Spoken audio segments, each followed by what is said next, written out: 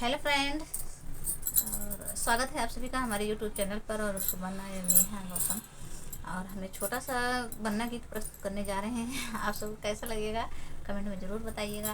और हम जो बन्ना गीत गाने जा रहे हैं ये भी बताइएगा हमने कौन से गानों पे बन्ना गीत गाया है और कैसा लगेगा आप लोगों का। अगर हमारा वीडियो अच्छा लगे तो हमारे वीडियो को लाइक कीजिएगा, चैनल को सब्सक्राइब कीजिएगा और सपोर्ट कीजिएगा। आप सभी से रिक्वेस्ट है। हमारा रंगीला बन्ना लायो रे दुल्हनिया, हमारा रंगीला बन्ना लायो रे दुल्हनिया।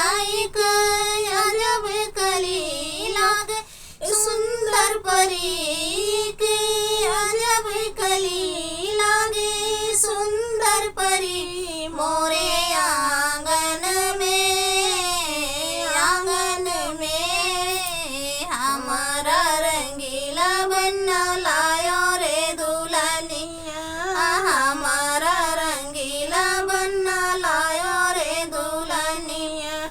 आएगी बन्नी माने सबकी बचनिया, आएगी बन्नी माने सबकी बचनिया। फिर गली गली मची बड़ी ही खुशी, फिर गली गली मची बड़ी खुशी। मोरे आंगन में हो हमारा रंगीला बन्ना लायो रे दुल्हनिया, हमारा रंगीला बन्ना लायो रे दुल्हनी।